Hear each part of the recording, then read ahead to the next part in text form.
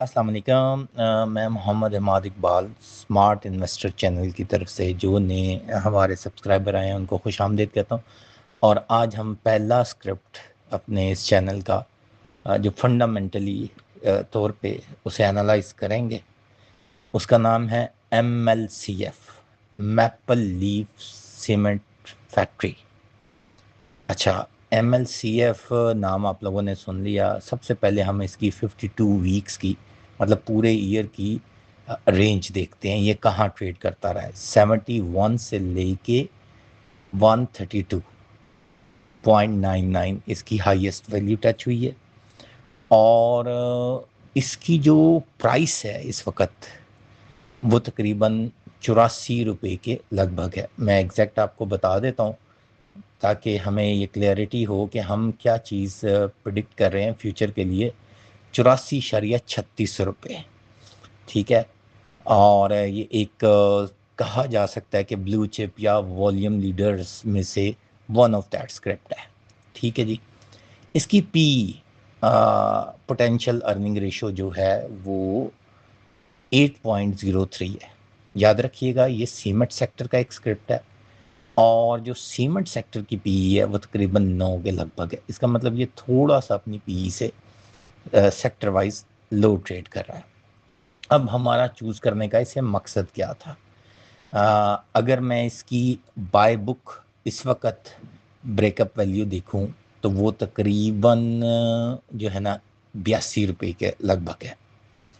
अच्छा, अब चलिए 84 पे रहा है, मैं बाय बुक जो वो बता रहे हैं उसकी ब्रेकअप वैल्यू 82 रुपये बता रहा हूँ। तो देखें, फिर मैंने मेरा इसको एनालाइज करने का मकसद सिर्फ चंद एक चीज़ें होती हैं। हम एनालाइज इसलिए भी करते हैं कि कहाँ इसे छोड़ना चाहिए, कितनी देर के लिए इसे होल्ड ऑन करना चाहिए और उसकी रीज़निंग क्या है, ठीक है जी। अब इसकी जो स्पेक्ट्रम इस वक्त नज़र आ रहा है और इसकी एंटरप्राइज वैल्यू जिसके अंदर इसके एसेट्स लाइबिलिटीज़ तमाम चीज़ें कैलकुलेट करके हम देखें तो वो तकरीबन 190 प्लस है, ठीक है। अब 190 प्लस वो किस तरह बनती है? रिसेंटली इन्होंने एक ट्रांजैक्शन की है। इन्होंने पायनियर सीमेंट जिसकी कैपेसिटी जो थी वो तकरीबन 8 मैट्रिक टन जो थी ना वो पर एनम इसकी वो जो थी वो उसने इंक्रीज़ की है। 8 मैट्रिक इनकी थी और 5.45 वो पायनियर सीमेंट की मिला के तकरीबन 13.64 बन जाती है। इसका मतलब है कि इन्होंने अराउंड 60 से 70% अपनी प्रोडक्शन कैपेसिटी बढ़ाई है एक एक्विजिशन करने के बाद या एक्वायर करने के बाद। अच्छा, वो सारी होल्डिंग इनके पास नहीं गई, 88.28% उन्होंने ना होल्डिंग ले ली है, ठीक है। अब वो ली किस तरह है वो भी हमें समझना चाहिए कि उन्होंने जो डायरेक्टर होल्डिंग थी वो सारी परचेज कर ली है। ये जो मैपल लीफ सीमेंट है इसके पीछे पाकिस्तान की एक बड़ी फैमिली सैगल ग्रुप का ये कंपनी है और हम सब लोग जानते हैं कि Saigol group one of the strong party है पाकिस्तान की, ठीक है। तो अब यहाँ हमें कुछ नज़र आता है कि कुछ एडिशन हुआ है, ठीक है। और जो इस वक्त चीज़ें या हम देख रहे हैं उसका इम्पैक्ट विद द टाइम आना शुरू होगा। एडिशन होगी, उसके अंदर कंस्ट्रक्शन ऊपर जाएगी और उसकी सेल ऊपर जाएगी तो अल्टीमेटली उसका बेनिफिट इन्हें आना शुरू होगा। इसका मतलब है कि ये राइट अवे उस लेवल पे नहीं जा सकता जो मैंने इंटरप्राइज वैल्यू बताई है, ठीक है जी। अब हम इसकी फेयर वैल्यू भी एंड पे शेयर करेंगे कि इनके क्या क्या इश्यूज हो सकते हैं या इनके क्या क्या इश्यूज हो सकते हैं या इनके सिग्निफिकेंट पॉइंट्स क्या हैं जो हमें ज़हन में रखने चाहिए बिफोर बाइंग और सेलिंग एनी आइटम। उसको कितनी देर तक हमें इस आइटम को इसी लेवल पे ट्रेड होता हुए देख सकते हैं। अच्छा, अब एक एनालिस्ट के तौर पे अगर मैं देखूं कितनी इसकी जो है ना प्राइस हो सकती है वो भी हमें देखना है। सबसे पहले हम इसके ना की फैक्टर्स देख लेते हैं। कैपेसिटी इंक्रीज़ हुई है, कैपेसिटी और स्केल लेवल इंक्रीज़ हुआ है, फुटप्रिंट्स इनके दो डिफरेंट जगह पे आ गए हैं। दाऊद खेल था और खुशाब, ऑल्दो कि एक ही पट्टी में आ जाते हैं, लेकिन जो कवरेज है उसकी वजह से इनको एडवांटेज होगा। ठीक है। इंडस्ट्रियल लीडर किस चीज़ में है? ये वाइट सीमेंट इनकी एक बहुत अच्छी प्रोडक्ट है जिसके अंदर ये इंडस्ट्री लीडर है, ऑल्दो कि वो मेन पर्पस के लिए यूज़ नहीं होता। आपको पता ही है सीमेंट कंस्ट्रक्शन में जो ब्राउन ब्लैक सीमेंट है या उसको ज़्यादा यूज़ किया जाता है। अच्छा, अब उसके अलावा इनकी की फैक्टर्स जो हैं अगर देखा जाए तो ये इनके पावर जो इन्होंने ना अपने आप को इलेक्ट्रिक सप्लाई या वो सोलर के ऊपर कुछ इन्होंने अपनी कैपेसिटी डाली हुई है। ठीक है। और ग्रे और वाइट सीमेंट को ये डाइवर्सिफिकेशन चाह रहे हैं कि ज़्यादा से ज़्यादा हो, और ये इनके जो है ना की फैक्टर्स हैं। ठीक है। जिसके अंदर अब इनकी प्रोडक्ट्स देखें तो location, strength, scale, monopoly in white cement. ठीक है। वाइट सीमेंट में इनकी ठीक ठाक मोनोपली है। ठीक है। 90% मार्केट के लीडर है वाइट सीमेंट में। अच्छा, अब डाउन साइड इसकी देखनी पड़ती है हमें। एक चीज़ मैं आपको भी रिसेंटली बताता हूँ, जितना हमारा सीमेंट सेक्टर है ना, जितना सीमेंट सेक्टर है, मेजॉरिटी सीमेंट सेक्टर लोन्स के ऊपर चलता है। ठीक है। हम ये समझते हैं कि ये शरिया कंप्लाइंट है, एग्रीड होंगे। हमारी जो शरिया में स्क्रिप्ट आते हैं उसका ये नहीं होता कि भाई वो 0% जो है ना लोन के ऊपर चल रहे हैं। उसमें मेजॉरिटी ऑफ स्क्रिप्ट यही होता है कि भाई इनके एसेट चीज़ें तमाम चीज़ें निकाल के जो है ना ये पॉजिटिव खड़े हैं तो चलो हम शरिया कंप्लाइंट में डाल देते हैं। ठीक है जी। तो अब अभी रिसेंटली जो मैंने बताना चाह रहा था कि काइबोर बढ़ा था, काइबोर की मार सारे सीमेंट सेक्टर को पड़ी थी। क्यों? सारे लोग लोन के ऊपर चल रहे होते हैं। तो सबसे बड़ा इनका जो ड्रॉबैक है, काइबोर बढ़ेगा तो इन्हें मार पड़ेगी। ठीक है। अब यहाँ से मैं आप लोगों को एक गाइडलाइन दे रहा हूँ कि keep on I on policy rate. Policy rate ऊपर जाता है तो सेल ऑन, या खबर आती है कि ऊपर जाने लगा है या रिवीजन आ रहा है या चांसेस ऊपर जाने के हैं, तो आपने सेल ऑन स्ट्रेंथ करके किसी भी सीमेंट सेक्टर में, किसी भी सीमेंट स्क्रिप्ट में बाहर आए। आपको जैसे ही वो ऊपर जाएगा उससे 5, 7, 10 दिनों बाद वो आपको एक अच्छे लोअर रेट पे मिल जाएगा। आप उसमें अपनी कॉस्ट कम कर लेते होते हैं। अच्छा, उसके अलावा इनके पास जो प्रॉब्लम मुझे लगता है इस वक्त, प्रॉपर्टी मार्केट को देखा जाए ना तो प्रॉपर्टी मार्केट में बहुत मार पड़ रही है। कंस्ट्रक्शन भी नहीं हो रही। ठीक है। लोग पाकिस्तान से बाहर जाना बेहतर समझ रहे हैं rather than staying in Pakistan और कंस्ट्रक्टिंग इन पाकिस्तान। जिसका मतलब है कि जो सीमेंट इंडस्ट्री है उसको मार किस वजह से ज़्यादा पड़ रही है कि हमारे पास कंस्ट्रक्शन की इतनी ज़्यादा एक्टिविटी नहीं है। अच्छा, अब इसमें ना की इंडिकेटर्स में मैं कुछ और चीज़ें भी बताऊंगा जो भी मैंने कवर नहीं की।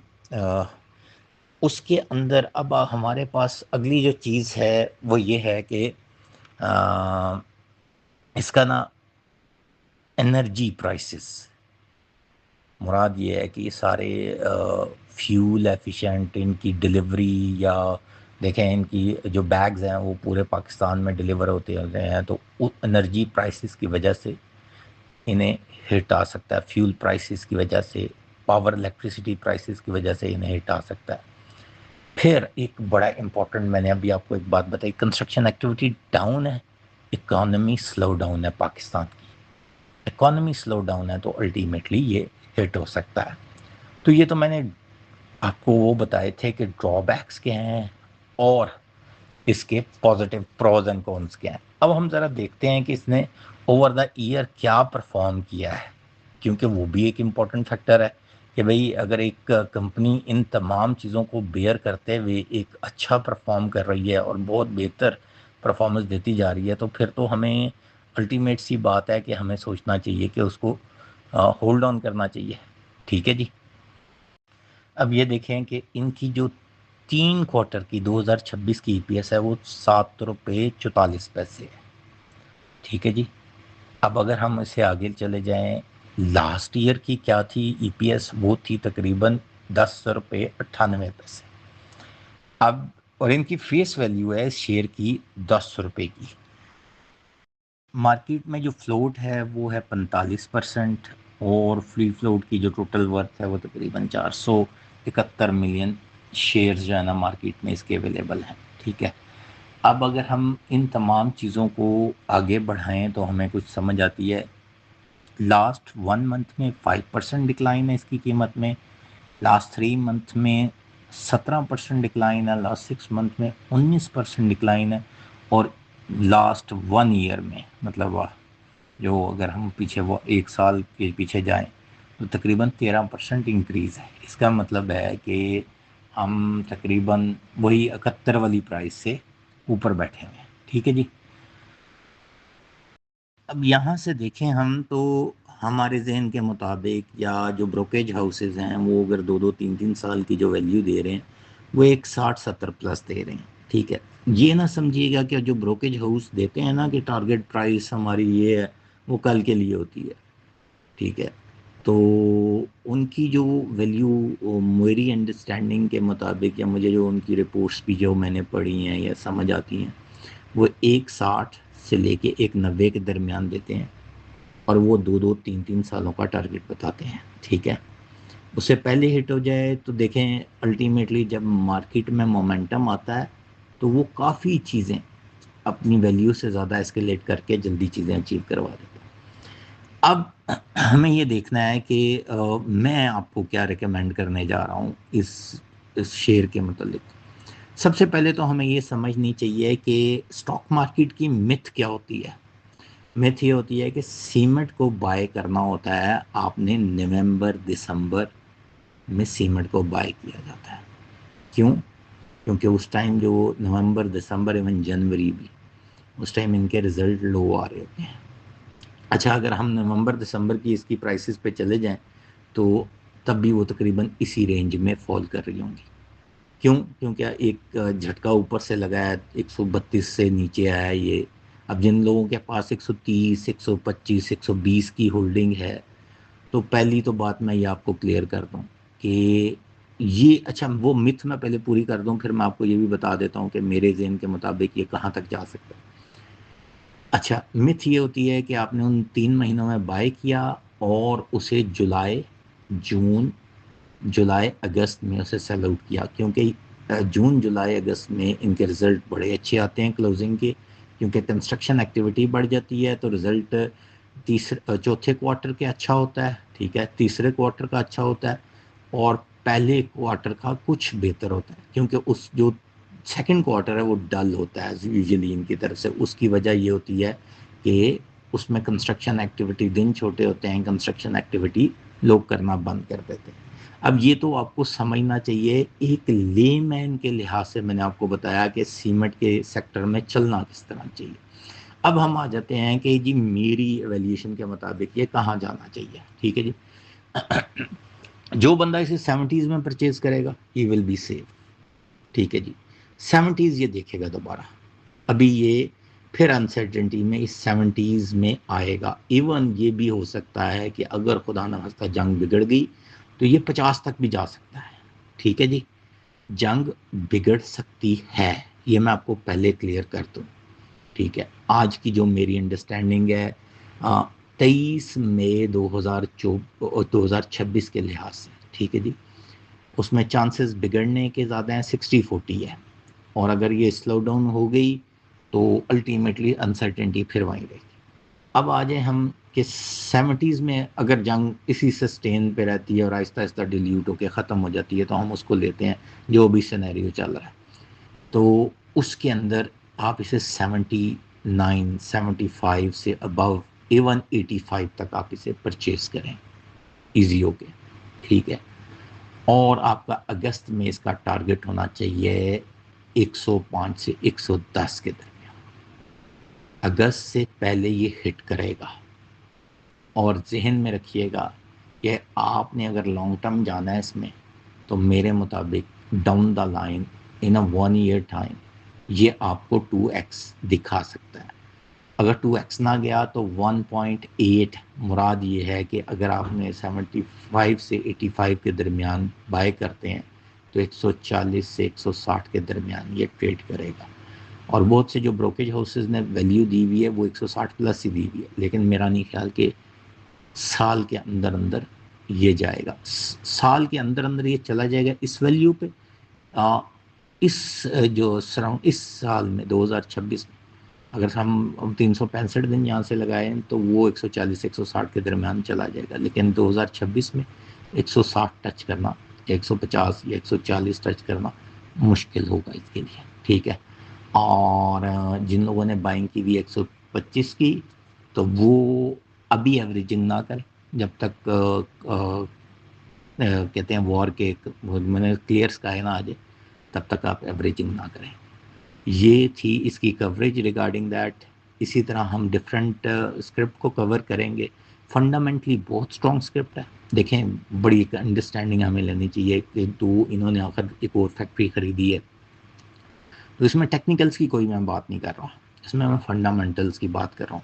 एक मिसाल है, जंग बिगड़ जाती है, ठीक है जी, जंग बिगड़ गई और हालात बहुत ख़राब हो गए, ये 50 के लगभग आ गया, तो फिर भी इसकी recovery with in a year बड़ी जल्दी होगी। जैसे ही मार्केट रिवाइव होती हुई नज़र आएगी, ये वापस इसी प्राइस पे आपको आता हुआ मिलेगा। लोग नुकसान नहीं करके निकलेंगे अगर लॉन्ग टर्म के लिए इसमें आते हैं। तो this is all about MLCF, maple leaf cement factory. और मैंने आपको बताया अभी ये PE से तकरीबन 1 पॉइंट नीचे है सेक्टर PE की। और मैंने आपको इंटरप्राइज वैल्यू भी बता दी, इसकी क्या एक्सपेक्ट की जा रही है। अभी एक्सपेक्टेड फेयर प्राइस जो है वो 95, बुक वैल्यू वो 95 रुपये है। मतलब अभी भी ये तकरीबन 15% अपनी कॉस्टिंग से लो चल रहा है। अगर हम 84-85 पे ख़रीदते हैं तो वो जो मैंने आपको वैल्यू दी है अगस्त सितंबर की, उसके मैंने प्रोज एंड कॉन्स बता दिए हैं।